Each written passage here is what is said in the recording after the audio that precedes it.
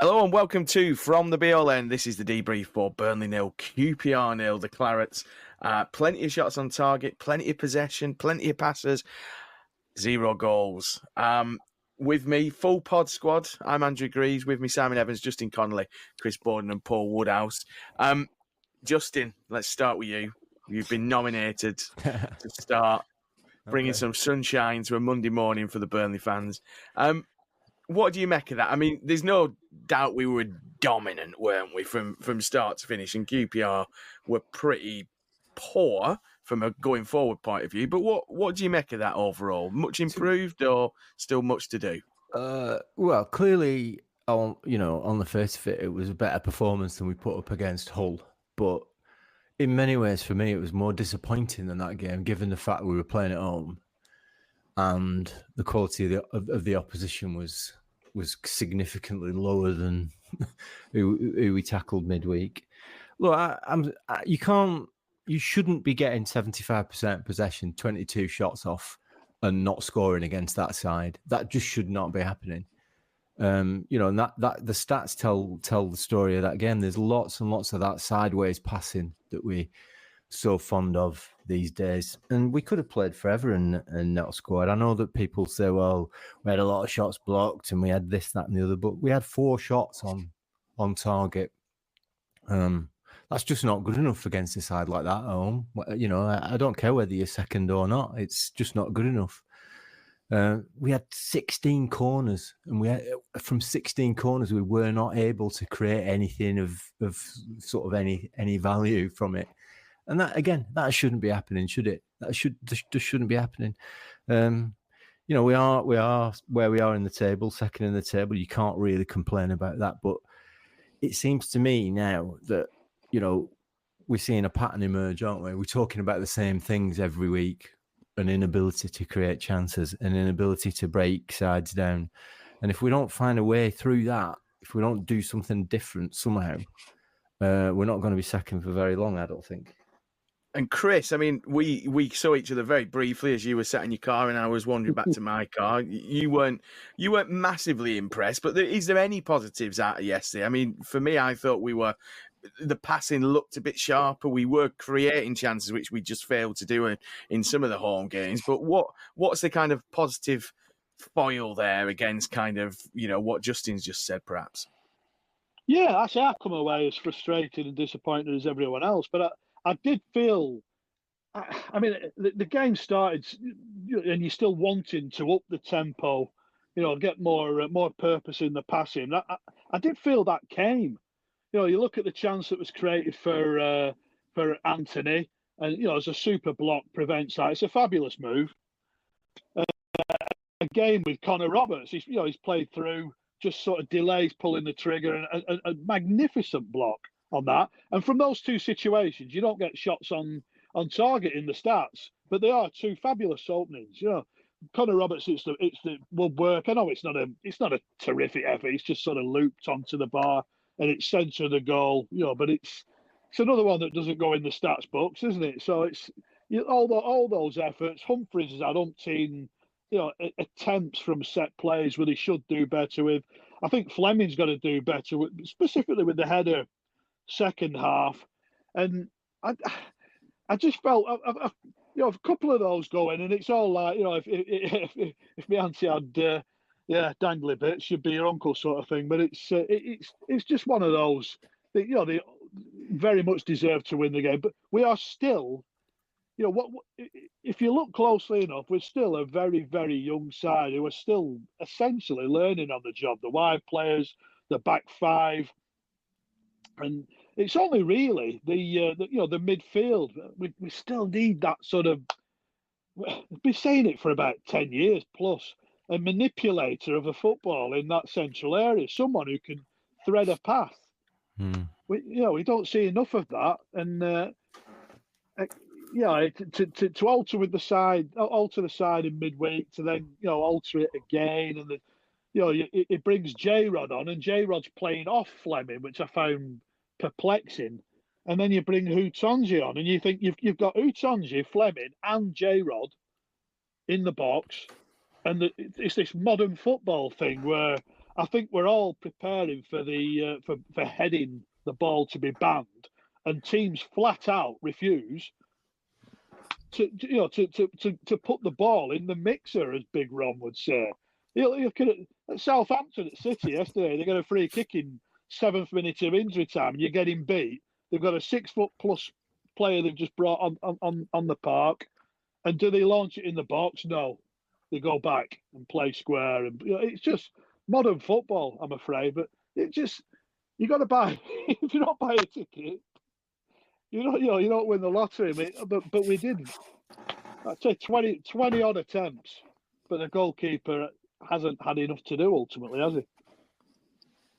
No, and Woody, I mean, we talked about personnel, and we'll perhaps come back on to personnel, but it is kind of, certain decisions are slightly strange, aren't they? Like Chris mentioned there, Jay, when he came on, I mean, that may be the kind of role that he feels, the only role he feels Jay can play, and he's perhaps not that kind of, trying to get half a yard in front of the defender, but we're not really getting crosses in. But do you put kind of, what is the thing that's kind of stopping us? Is it, Parker being too cautious? Is it in-game management, not being able to kind of, knock it up a notch? I know we were missing Sarmiento from the bench, but none of the substitutions really made much of a difference, did they? No. I mean, if you look at Parker, he's obviously risk averse. That's his first position, isn't it?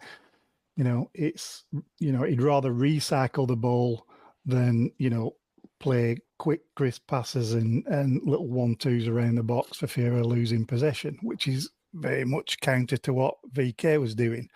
But if you look at yesterday, it was a very much an improved performance on our previous few endeavours, and it seemed like things were starting to click a little bit better. I know there was a lot of talk in the post-match interviews about wanting for it to be a dominant performance, and it was more dominant. You wouldn't say we absolutely, smashed them out of the park by any stretch of the imagination, but there was a lot of good little moves. And to be fair to QPR, they defended exceptionally well. And we know how difficult it is when you've got like 10 blokes in a box, refusing to allow you to, they're not just going to, turn up and let you play through them. And they didn't. And like we were saying previously, our two wingers, the way that we're trying to want to play to try and get in round the back. And when they're playing so damn deep, we don't have that necessary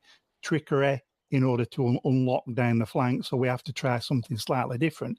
And there isn't anything on the bench. And it's like we've almost played these three phases within this season so far, where we had pre-season to, transfer day, and we blew that version of the side up.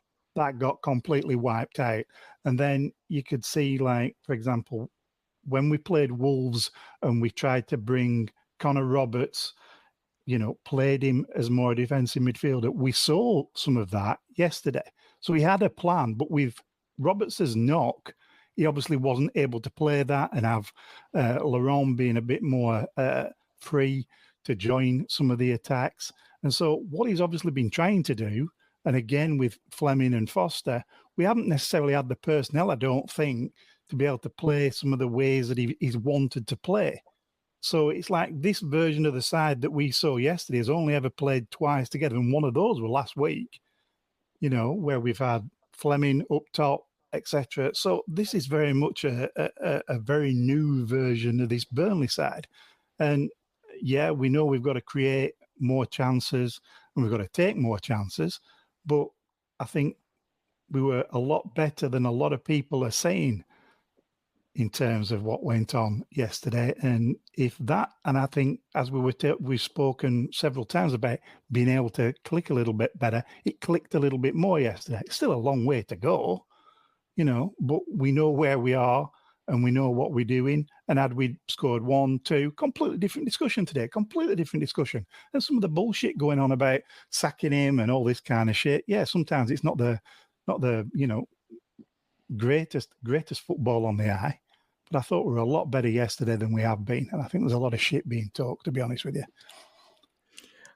Woody mentioned there, Simon, it feels like a new Burnley. That felt like a new Woody until the last bit where he started getting a bit sweary again, didn't it? But there has been quite a bit of talk of Parker. I think there's at least 3 threads on up the Clarets asking the same question. I presume trying to get a different answer. I don't know. But, I mean, Woody's right, isn't he? That kind of, up to transfer deadline days, one time period, and then we had the kind of middle period. But he mentioned Connor Roberts there. I was just going to pick that up with you, Simon, because I quite like it when Connor Roberts kind of comes a bit narrower into that midfield. But I do wonder if that means we can be a bit freer further forward. I don't know what you think, but I almost feel like Josh Cullen's a bit of a waste of a player in that midfield if you're going to tuck you right back in and then everybody kind of just shuffles along a little bit. Because Bashir Humphries is a bit more defensive and can play centre defence, it almost then becomes a 3 at the back. What do you think? Does that negate the need for having Cullen there, and does that then allow us to have a bit more further forward? Well, it could do, yeah.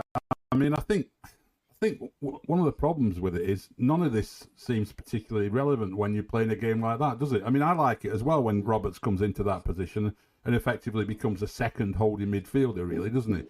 But that's not what we really needed against QPR, particularly, was it? I mean, the problems were all at the other end of the field, and I think we don't have that personnel for that job of what Chris is talking about. That number 10. That clever player who can just have a little body feint, open up some space, and then nick a pass through. We don't have that player. We don't. We talk about, we'll play Brownhill further forward rather than Hannibal in that position. But he's not that player either. He's somebody who will run on. He'll be positive in the final third, but he's not a creative player who's going to open up a defence that is, banked up against you like that. And then it forces the wingers, doesn't it? Our wingers, both of them, are effective with a ball over the top running onto it. I'm absolutely convinced if Anthony, away from home, a release ball to Anthony, he'll go flying down that wing, yeah? And you hope that he can deliver the cross at the end of it.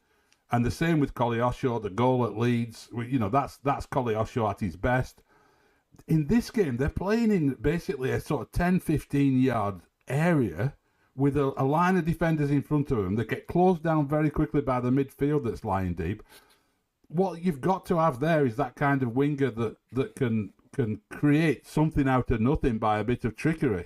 Or you get your fullbacks really far forward so that you got 2 against 1 perhaps sometimes, and overload the flanks. And we weren't doing that either. We started off so well, and I totally agree with Woody on that we did come out like we wanted to dominate the game. The tempo was much, much better. It wasn't like we were just casually knocking the ball about. We were playing at a decent tempo, but we didn't get anywhere, and we ran out of ideas. And I was looking then, thinking like, well, Parker's got to mix this up a little bit. And, he left it perhaps a little bit too late with the substitutions. But also, when you look at them, with the best will in the world, does anyone really think that bringing on Hutonji and Jay is going to change the game? It's not. It's not. It might do if you decided to go along, like Chris is saying, and decided to start peppering their box. But again, they're so deep that's not as effective as a ball over the top to a big man. QPR were a lot better as well, it has to be said, than their league position suggested. I mean, I said on the last one that my boss is a QPR fan, and his feedback was this is one of the worst QPR teams he's ever seen, and blah blah blah. I thought they defended really well. I thought Steve Cook were magnificent. I mean, that challenge on Roberts were absolutely, you could see why he were a Premier League defender. So I don't think they were as bad. he's got to come up with some idea now as Parker, because this is going to happen time and time again, because teams are going to learn from this and see that you can nullify Burnley like this and you might be able to nick one on the break. But where are those players? Hopefully somebody from, they're getting better and better every week, these injured lads, aren't they? I mean, you're expecting Ramsey to now come in and be that number 10. Well, maybe he can be, maybe he can. But I don't see, from the players we've got, any there. And I can't point my finger at the tactics and say it's totally wrong. We just haven't got the right players for that kind of game, unfortunately. So, it's a frustrating one. But, I mean, the Parker out stuff is just ridiculous. I mean, there's just, you're laughing stock of international football if you sack your manager when you're second in the league. I mean, even Serie A at its heyday didn't do things like that, So. No, I mean, I think it's just one you've got to say. You get games like that in the Championship sometimes. You get those frustrating days. I don't like going back always to the VK season as though we're on some simulation of it and the same things are about to happen all the time. But the fact that we had a lot of frustrating games at the front end of that season as well does fill me with a bit of optimism that we might be able to sort this out. Yeah, and Justin, I mean, Simon said, you have these games in the Championship. Is it the case for you that we're having a few too many games like this? Or are you kind of, thinking when these injured players come back, and we know Ramsey's back on the grass, we see pictures of Mike Trezor smiling in training and things like that. Neither have yet featured in a game for the under-21s or the under-23s. But are you kind of thinking, yeah, we can stick another couple of games like this, but then if we're still in the top 3-4 by Christmas, we really need to push on, because at the turn of the year, everyone's just going to start settling, and we're probably going to be in a bit more trouble if we don't play better. Yeah, I think that's true. I think the key thing to achieve in the first half of the season is to stay in touch when the turn of the year rolls around. That's the key thing, really, and then you kick on from there, don't you? Is it? I mean, I don't think it is a one-off, is it? I think that's the point. I think the reason it is concerning is because we did similar things against Preston, and we've played at Oxford as well. It was a similar sort of setup. We were kind of. I agree with what everyone's saying. Our wide players, we want grass to run into, and Koleosho doesn't beat players with his footwork, does he? He beats them with his pace, and he's not able to do that. What he ends up doing in games like this is just running down dead ends. But I think what is really encouraging is the defensive record. That was another clean sheet, and you can't build a successful side without a successful defense. So if you think there's a dial that's turned, isn't there? Like 0 is Daesh park the bus, and 10 is company madness. I think we're on about a 4 at the moment, and I think if we just turn it up to a 5 or a 6. We might start beating teams like we played on Saturday quite comfortably. So I don't think it's a massive panic. But quite a lot of football games I watch these days are one team dominant while another team spends 90 minutes defending, and a lot of teams that are a lot better than us, with a lot better coaches than we've got, struggle to beat that sort of setup. It's I've watched that game that I saw yesterday many times with many different sides, so it's not an easy one, especially with the personnel that we've got, and maybe one or two of these lads who are on the bench or on the treatment table at the moment might be able to make a bit of a difference. I like this idea of the dial. I really like that. I think that's one for our friend Ed Abbis, who does those on-screen things for fan interactions. Wouldn't it be brilliant if you were watching on the telly and you could go like, "This is just a bit too dicey. Let's just turn it. Hold on, let's go full VK here. Come on." Turn up the dial. James Trafford can start doing keepy ups on the edge of his box now, and just turn it down back a little bit. I think that'd be a great feature. That would be quite nice, wouldn't it? I like the idea of that. But I do agree. I think it probably does feel a little bit not quite mad enough And thankfully not too mad that it's kind of, some of the shit we had to watch last We're year. in the right end we're at the right end of the scale. We just need to tweak it a little bit, I think. Yeah. The trouble is that dial is going to be like one of them toasters you get on holiday, isn't it? It's never going to be right. Them conveyor toasters. You're going to end up just fucking up loads of slices of bread, though, aren't we? That's the thing. We should not trust the public with a dial like that, though. That's the big problem. But standing there for 40 minutes waiting to see if it's actually started to. But it feels like the match day experience, to be fair, at the Turf. The kind of, I presume they put the pies through one of those things before the game. But, they're definitely turned up to VK madness, aren't they, those machines? They definitely are. Chris, we've had a couple of questions. We put a bit of a thing out on Twitter asking. Now, I'm going to ask each of you. I'm going to start with you, Chris, because we mentioned VK there. So Ian Lord 77 on the old Twitter sphere said, would you rather be watching this in the Championship or that VK season in the Premier League? What, the football we're seeing at the moment, or the football we saw last season? The football now or the football last season? Well, it wasn't pretty either way, was it? It wasn't pretty, watching Burnley, having lost a game after half an hour last season, and it's not pretty, but we're second in the table. So which way up do you want it? Really, I'm one of these who think, again, we don't like drawing comparison. It's different managers, a different set of players in the main regard. But if you look back to that Championship season and the game away at Preston early on, where I still don't think we would have scored.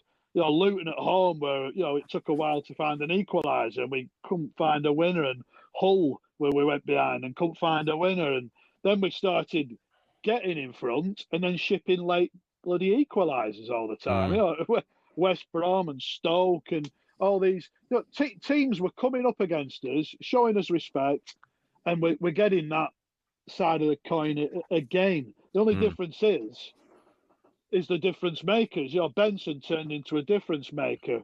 Zarori turned into a difference maker. We looked at Sarmiento against Portsmouth. Can Sarmiento follow that up? Anthony's shown flashes. He's getting some hammer on social media. I think there's a player there. If you get his, absolutely on, his confidence peak, I'd say Koleosho's one of those players who, he's trying.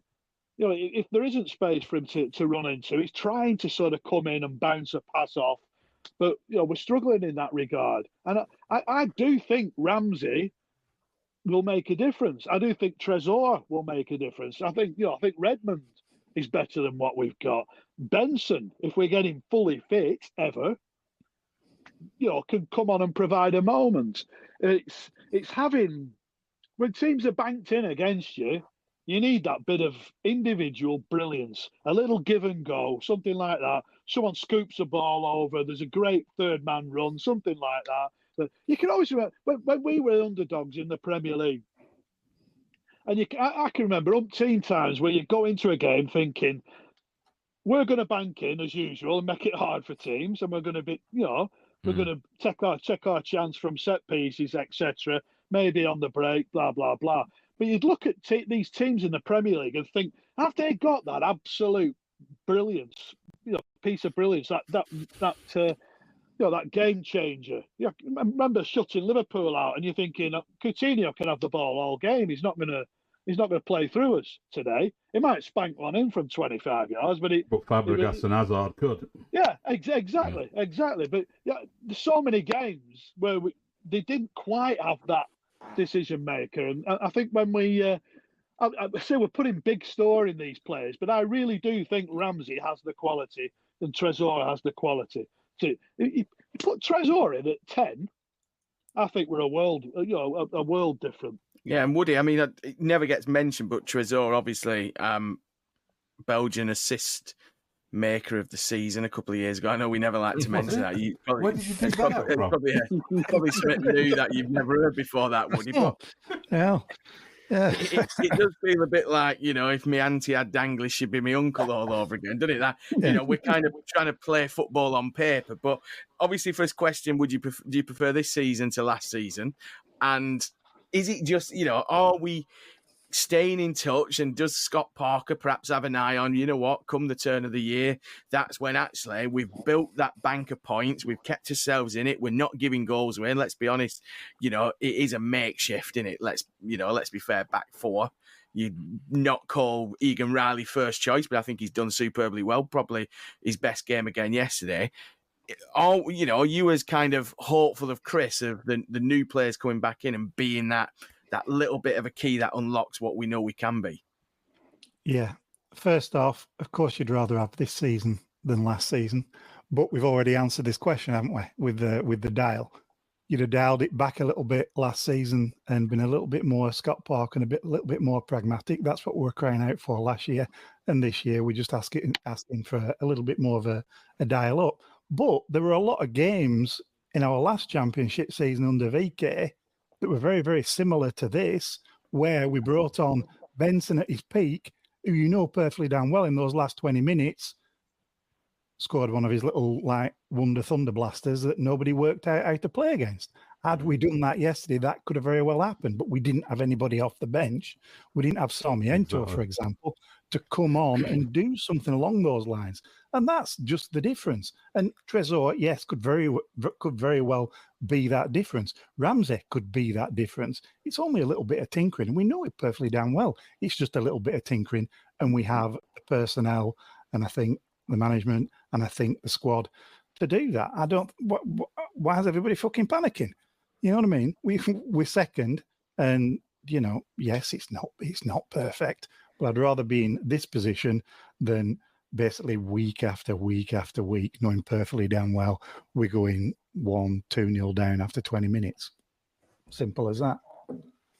New T-shirt design there, Justin. Why the fuck is everybody panicking? I think that'll sell well. But Simon, I'm guessing you're also going to say this season. But is it perhaps time? And this is it became really evident yesterday, especially if you're on the ground, that players were starting to get a little bit frustrated with Koleosho's.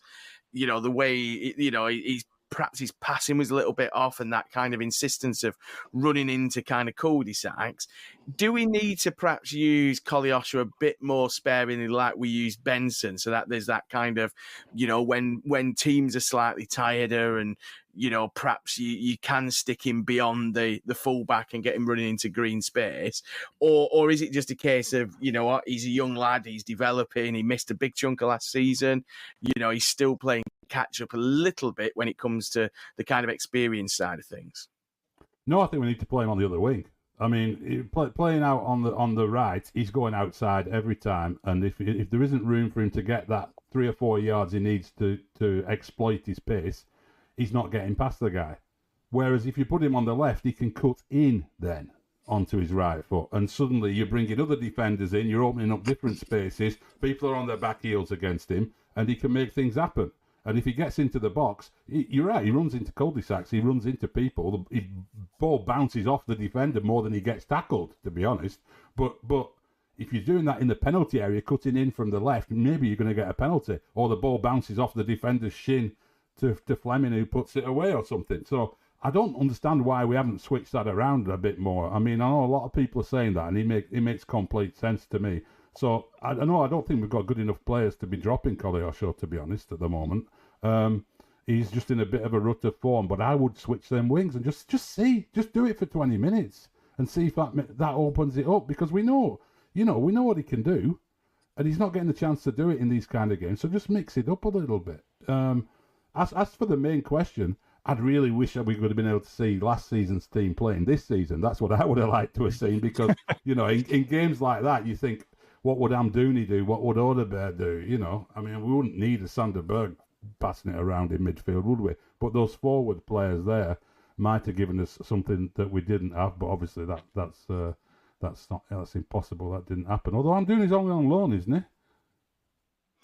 I think so. Yeah, I lost kind of count of who's out on loan with obligations, stroke. Might buy if the weather's right and the price is right and things. So I don't know. Maybe we get him back in January. That could be quite interesting, couldn't it? But Justin, I mean, somebody's mentioned on Twitter, Tom O'Clarett said, just how bad can Anthony be on the right for us to persist with playing Koleosho there? He's the most one-footed player in the team, so we can't be playing him out of position. Is it really just a striker we need? Because obviously that's the big thing is we're not scoring goals. Or is there somehow problems? Is there problems with how we attack more generally? What do you think? Is it that kind of we get into the final third and we just go, you know what, we don't have a striker, so it's pointless putting a ball into the box like we did for Lyle Foster against Rovers, which worked. Obviously, Foster scored.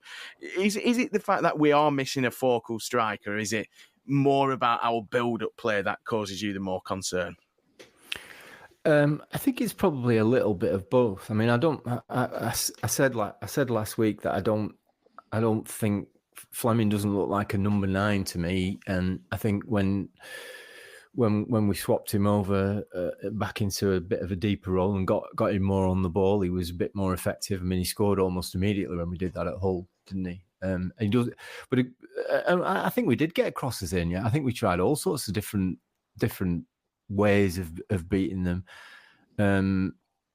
So I don't know. I just think it's a general lack of positivity. You know, we need to be getting into the box and getting shots off on target. That's how you win football matches, isn't it? And we kind of, it's like Woody says, we're a bit risk averse. There's a tendency to think, you know, if I haven't got a gilt-edged chance at my feet at this moment, I'm better off passing it backwards, keeping the ball and trying to find an opening elsewhere rather than just sort of having a go and seeing what happens.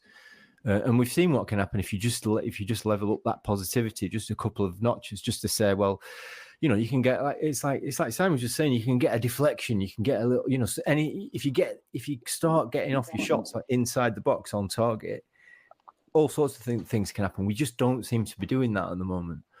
But I agree with Simon in terms of Koleosho. I think his reputation is built on what he did for us when he was playing down the left hand side. I don't understand why he's suddenly become a right winger. I find that a bit weird. Anthony, I think he's okay. I think we could. Like Simon says, I don't know why we can't just give it a go and give it a try and see what happens. Just by swapping them over and giving them a chance to see what they can do. I mean, even if you could do that throughout the entire game, because what happened on Saturday is we stuck to the same approach throughout the whole game. You know, we didn't seem to have that plan B that we're talking about that you need sometimes. You know, a tired defense at the end of the game gets turned around by a different problem, doesn't it? It's sort of that gives them something different to think about. We don't seem to have that. It's just a like for like sort of thing.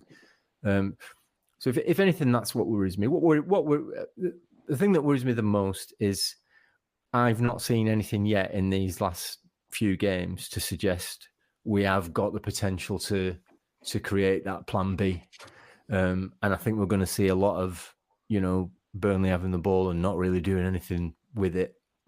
But as long as that results in 0-0 draws and 1-0 wins from now until Christmas, you know, I don't, like I say, I agree. I don't think there's anything to panic about at the moment. I just think it feels to me like it could go one of two ways. We could run out of steam and fade away, or it could suddenly start to click and we get an early goal in one game. And I think if we got an early goal in one of these kinds of games, that might open things up a little bit and give us the confidence and make a big difference.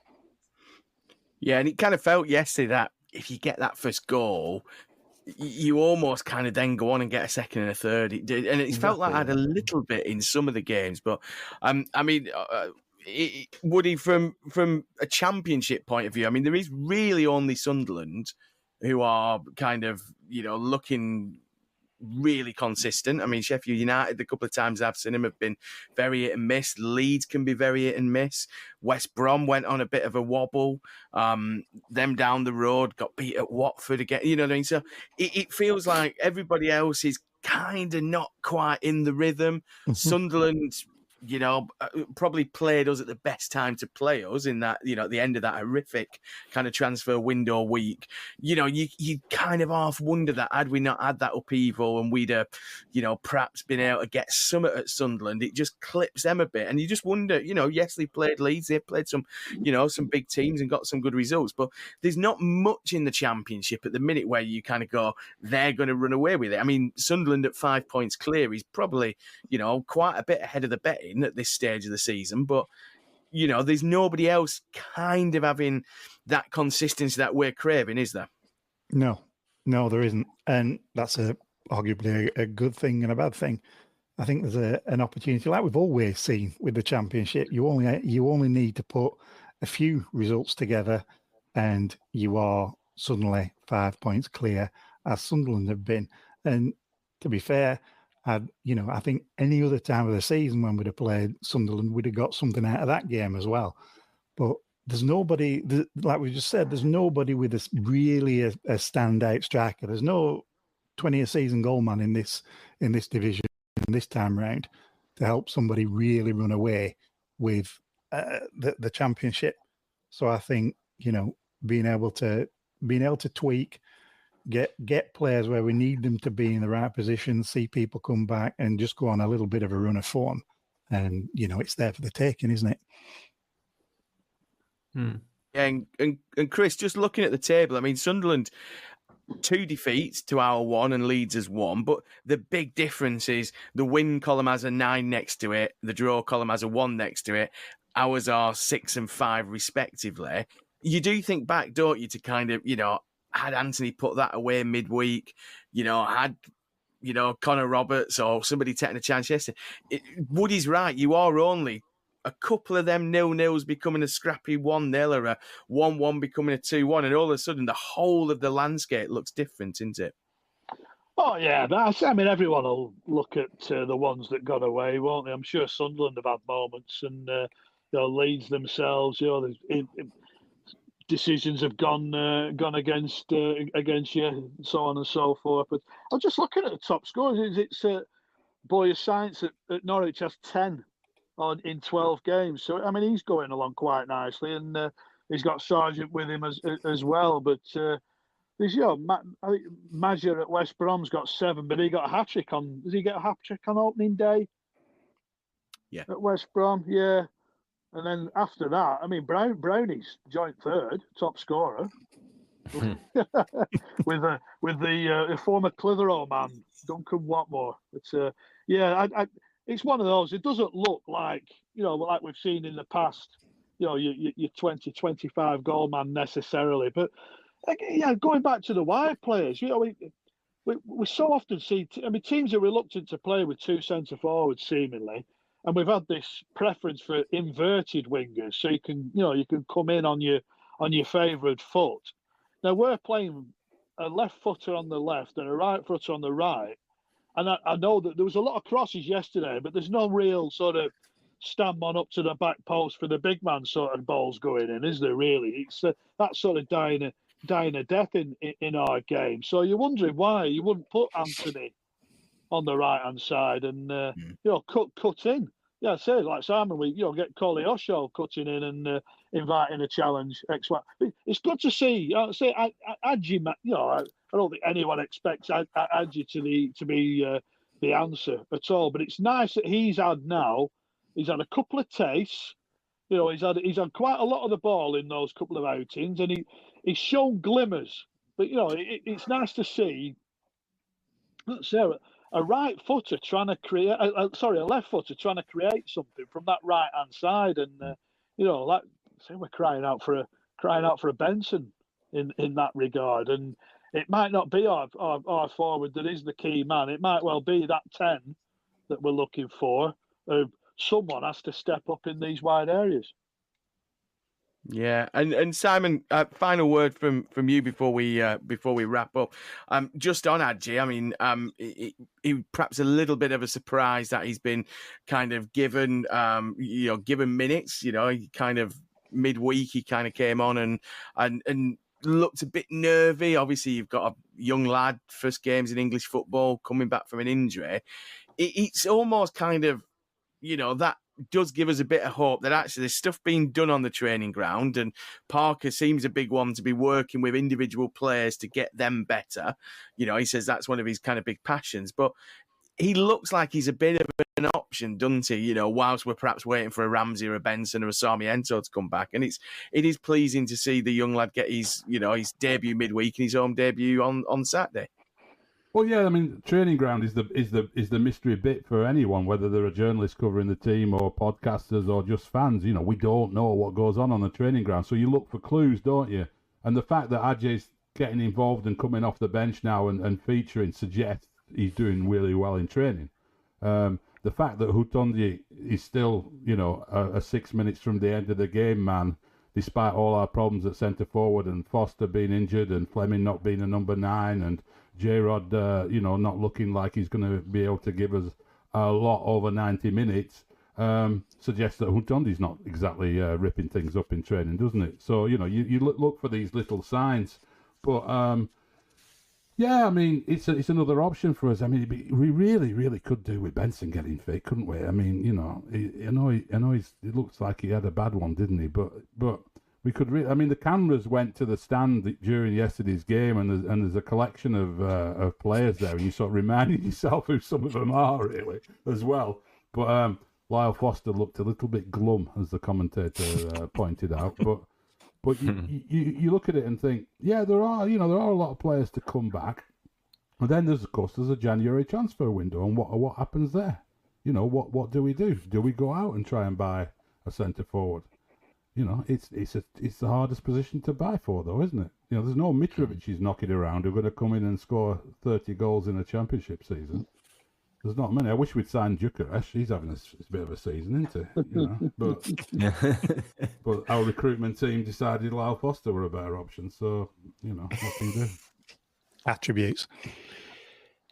Straight line running. It's what's going to win us it. It's what's going to win us it. We will kind of perhaps pick up on strikers, because someone did ask us. I'm sure somebody asked us who would be the ideal striker. Yeah, Claret JD. So we'll pick that up on Thursday. We'll perhaps look ahead to the January transfer window. Hopefully we may have kind of from Scott Parker's press conference an update on Sarmiento ahead of the weekend trip to Millwall and things like that. But we'll leave it there for now. We'll be back on Friday for the usual episode of the pod, and then back a week on Monday, a week today for the kind of Millwall wrap up for anyone going down to Millwall next weekend. So until then, enjoy the start of your week. Don't let the football ground you down too much, and up the Clarets.